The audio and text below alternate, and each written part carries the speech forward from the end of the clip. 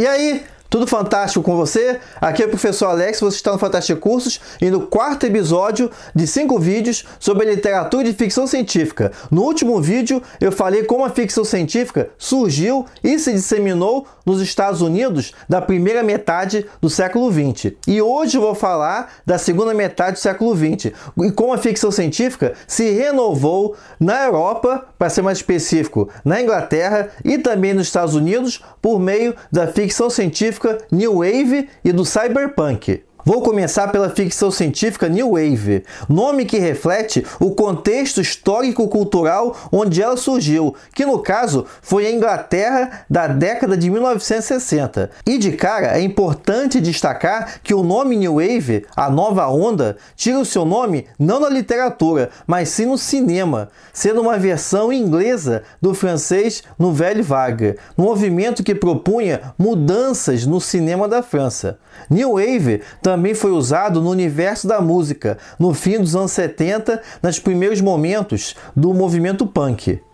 Especificamente, na ficção científica, o termo New Wave surgiu em fanzines, para se referir à ficção que estava sendo publicada na revista New Worlds, de escritores como Brian W. Aldiss e J.G. Ballard. Mas foi quando o escritor e editor Michael Moorcock assumiu a edição da revista em maio de 1964 que as mudanças se intensificaram. Moorcock, que eu tive a oportunidade de falar também lá na série O que é Fantasia, olha o vídeo aí em cima, coordenou a publicação de histórias mais inclinadas para as chamadas ciências humanas, ou seja, histórias que traziam temáticas ligadas às áreas da psicologia, da história, da linguística, da sociologia, da filosofia, da teologia. E por que isso, afinal de contas? Porque a ficção científica que estava sendo praticada na Inglaterra e nos Estados Unidos era muito alicerçada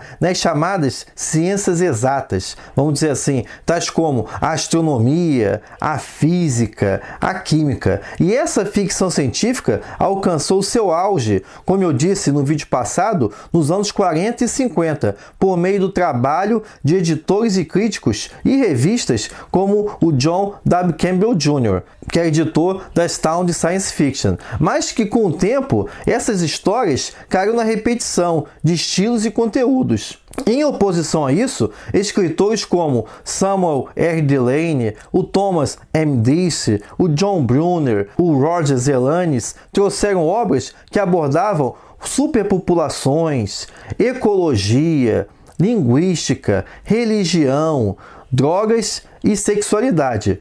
O que a gente percebe então é que a ficção científica New Wave estava perfeitamente alinhada com todo esse contexto de subversão e de contestação do sistema que marcaram a contracultura dos anos 60 e 70. E a gente tem uma série de fatores aí.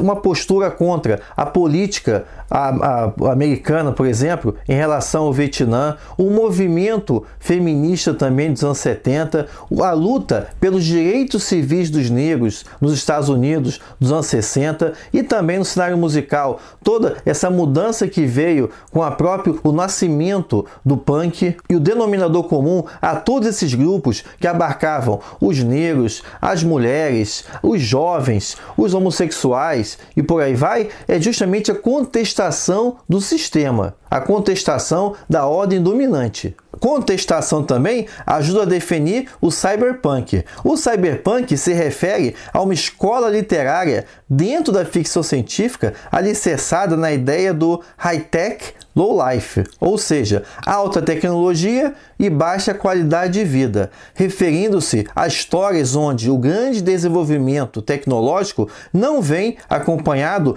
de desenvolvimento social. E essa oposição vem sinalizada no próprio termo cyberpunk. Cyber vem de cybernetics e traz a ideia de um futuro marcado pela dominância de forças políticas e econômicas de presença global e efetivadas pelo uso da tecnologia. Em narrativas cyberpunk, os espaços do poder vivem próximos geograficamente à população mais pobre, mas ao mesmo tempo estão inacessíveis fisicamente a essa mesma população.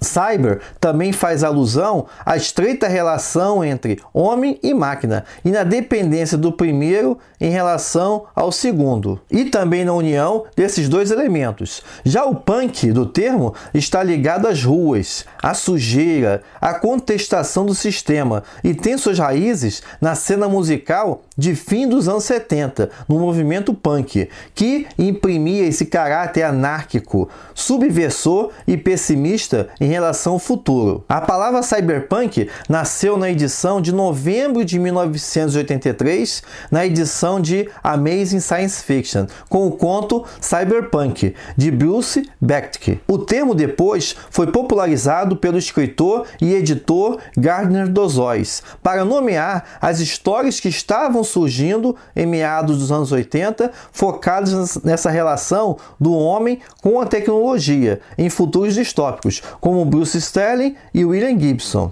Ainda que o nome cyberpunk esteja vinculado aos anos 80, é importante destacar que nos anos 50 e 60 já haviam elementos de cyberpunk em obras como a trilogia Gormenghast, de Mervyn Peake, lá dos anos 50. Alô, editores, cadê essa obra do Mervyn Peake? Cadê a trilogia Gormenghast aqui no Brasil? Já passou da hora, né? E os contos, novelas e romances de Philip K. Dick, como bem conhecido Androides Sonham com Ovelhas Elétricas, de 1968, e que serviu de base para o filme de 1982, clássico dos anos 80, Blade Runner, O Caçador de Androides. Mas, sem dúvidas, o marco da ficção científica cyberpunk é o romance Neuromancer, de 1984, do William Gibson. Foi esse livro que estabeleceu o cenário pessimista, dominado por governos opressores, grandes corporações globais, sistemas de inteligência e heróis, ou melhor, anti-heróis, que como tais são marginalizados e moralmente questionáveis. O universo cyberpunk de Gibson continuou entre os dois romances publicados no fim dos anos 80 e que hoje estão publicados em português pela editora Aleph, que são Count Zero, de 1986, e Mona Lisa Overdrive, de 1988. Os três romances compõem a trilogia do Sprawl, que se coloca como uma porta de entrada para quem quer começar no universo da literatura cyberpunk. Escritores e escritoras mais antigos e os mais atuais ligados ao cyberpunk, que vou destacar aqui, são Pat Cadigan, Neil Stephenson, John Shirley, Madeline Ashby, e para citar dois exemplos que vão ganhar outras mídias agora no século XXI, destacar o Carbono Alterado, livro de 2002 do Richard K. Morgan, e também Jogador Número 1,